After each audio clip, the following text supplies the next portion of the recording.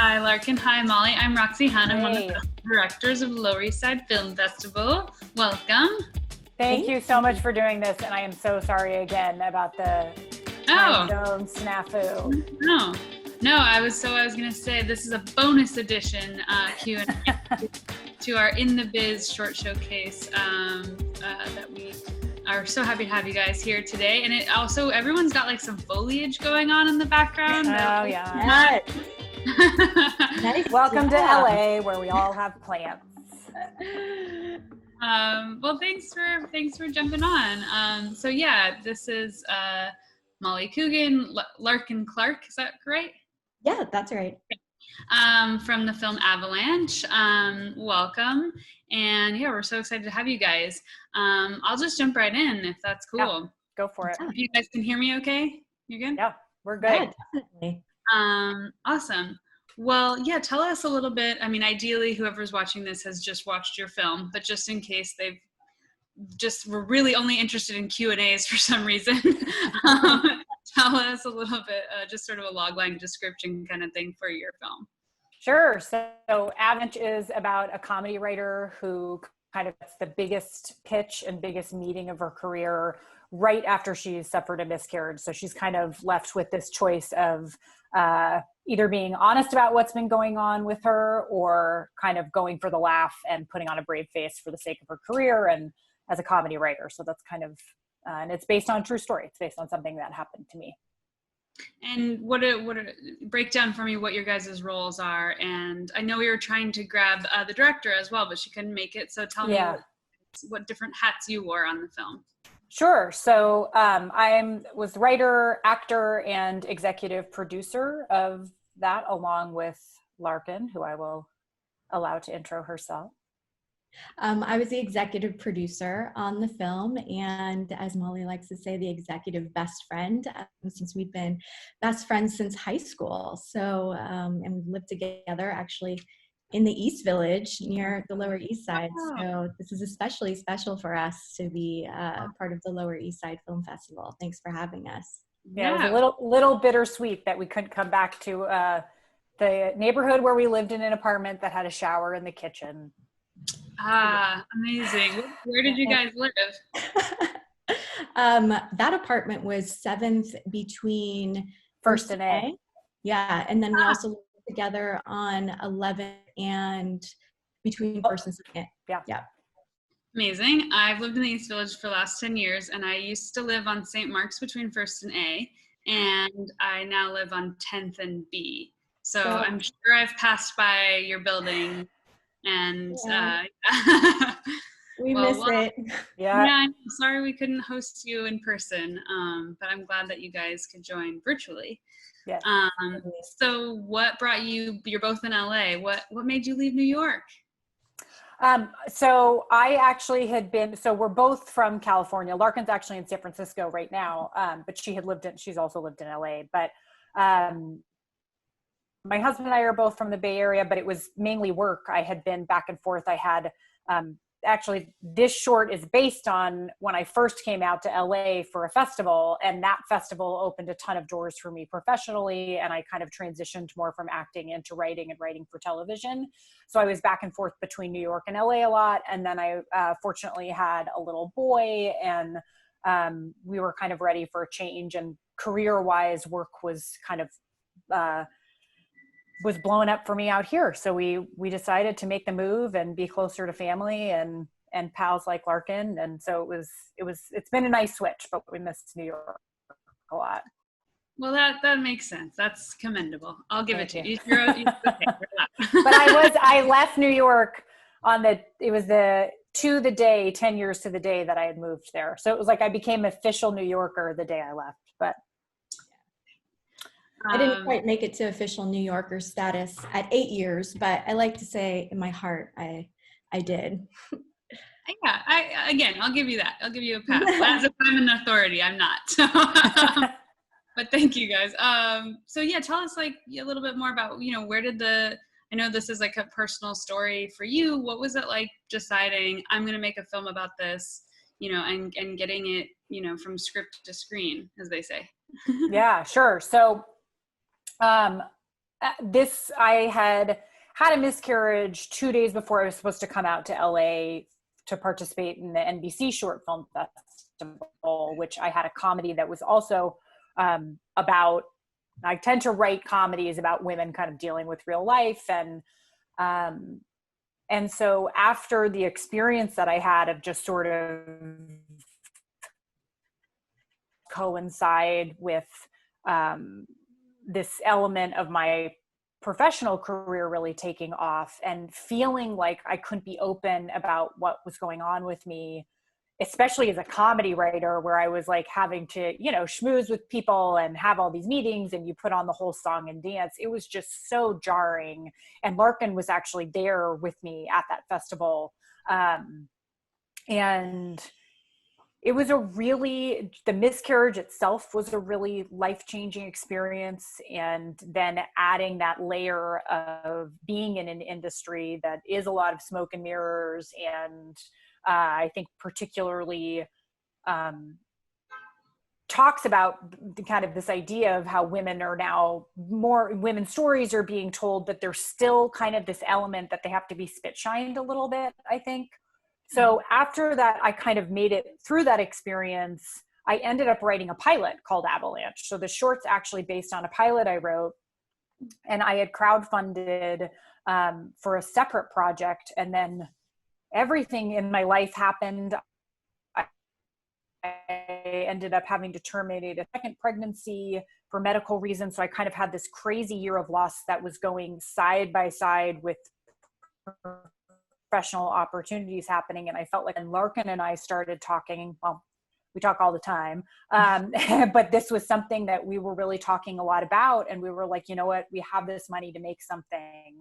What if we made Avalanche? And so we decided to adapt it into a short film, and we had the funding to make it. And last year, we were just talking, I guess it was really last year in June is when we really kind of started, we had worked on the script kind of in last spring, and then really started going full force in June. And I think we both just felt like it was important from the element of the conversation around miscarriage, because that was something when it happened to me, I felt totally isolated. I felt like people weren't talking about it at all. I had no resources.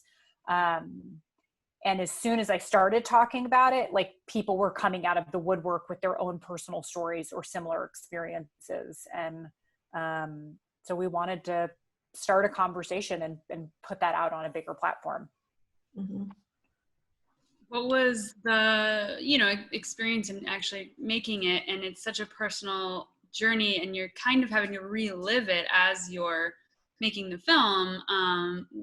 Was there times where you were just like, I don't know if we should keep doing this, or, how do you convince yourself to come back to such a hard subject matter during the filming process? Or was it, something cathartic for you? I think it, in a lot of ways, was cathartic. It's funny, Larkin and I were just talking about, there were a few moments when we were filming that were very challenging emotionally to do.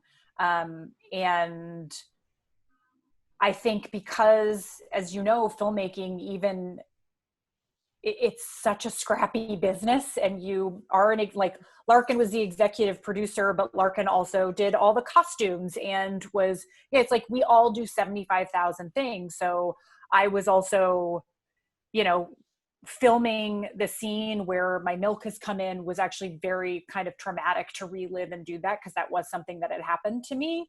And 2 seconds after that, we're having a production meeting about scenes that we have to move off the schedule and how are we going to make it, because we have to be out of this location in a certain time and we're already, it's like you're flipping so quickly.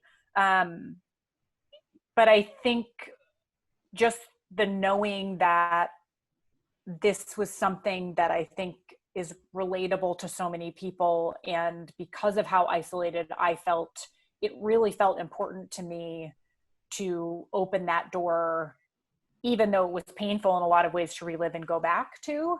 I think the benefit of telling that story outweighed having to kind of experience that again. And I had incredible support as well. Yeah.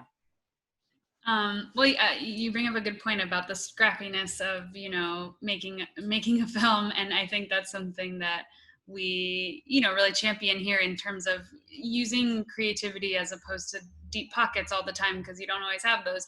So, you know, Larkin, for you, you know, from bringing this film alive, you know, bringing it to the screen, what were some of the things that you guys really faced in terms of, well, we don't have this, but maybe we can make this work? And you know, a lot of times we hear great stories about something where a forced creativity happened because of the adaptability-ness that you guys have to bring to this project, if it's scrappy or if there's a low budget or if there's time restrictions. Was there something that stood out for you that you know, that forced that creativity to happen? Well, I think we had to really pull together quickly, because we decided to do this, like as Molly was saying, we did it within, like, I would say we had like less than a 2-month window to pull everything together. And up until like the last month, a lot of it was just a few of us working on everything.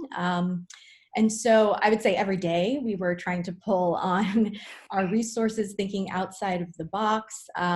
You know, I have, for example, a friend who has a wonderful brand partnerships business called Parsnip. And so she helped to connect us with some brands that could help us with donating to craft services, which was extremely helpful for us. And just really like relying on our personal networks became huge. And I think we feel very grateful for that, and for people's generosity, and for the fact that people really did come out and wanted to support Molly's story, and to support us as filmmakers really meant a lot. Yeah. And, you know, I just thought of the fact that, the one place that we really wanted also just a higher production value was for the hotel where we shot. And we had found one place and we thought it was maybe going to work. And then and we were super excited and it fell through semi last minute. And so that we were like panicked about what are we going to do? And I found a hotel in Burbank and drove over, and the woman who manages that hotel, when I told her the log line of the story, she had dealt with pregnancy loss. And the way that we ended up getting the location for that hotel where we ended up filming, which was so outside the scope of our budget. Like, she gave us the biggest deal in the history of deals. Yeah. I'm not going to say her name because I don't want to out her, but you know, that was a result of a personal connection we made that came out of this story, and came out of, I think, a shared experience women have, and also out of us panicking that we weren't going to find someplace. And it kind of was meant to be, I think. Wow, that's a great story. Yeah. That's awesome. Well, and you know, obviously, since there's some more heavy subject matter in this film, but it's a comedy, you know. So tell us a little bit about, there's some great characters in this film, especially when you're pitching to them, and just being in that, you know, it's a heightened version of a pitch, but it's not far off, you know, from some of the experiences. And so tell us a little bit about that process in casting those folks, and what was that like to film that, because it just seemed really fun. It was fun and fast and furious. Again, as scrappy filmmaking goes, you have like 3 takes and you're done, which feels like a lot.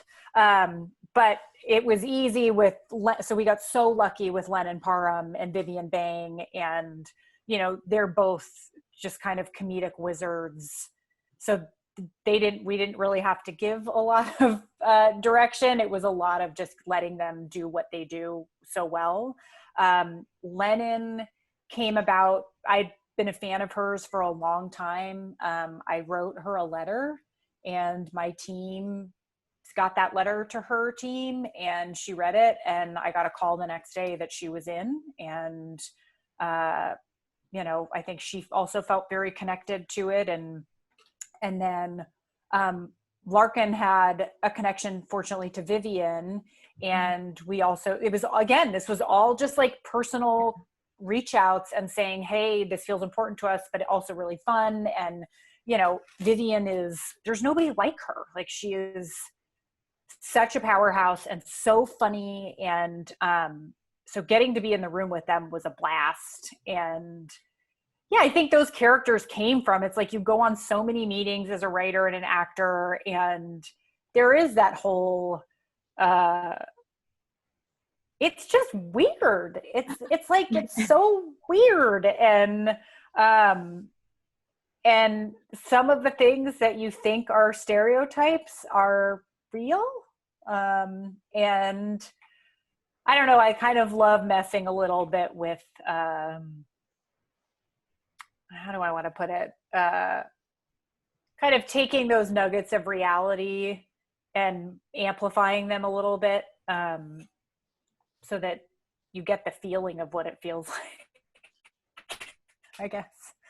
I don't know if that makes sense, but Yeah, no, absolutely. I mean, you're essentially kind of having to sell yourself, and depending on how the wind blows, you might have to sell a different way to try to get your message across or your project sold. So I think you captured that very well. I read the room, and kind of like complicated thing of like, you might have a story to tell that feels really personal and you want to tell it in a certain way, but you also can't tell it if somebody doesn't give you money.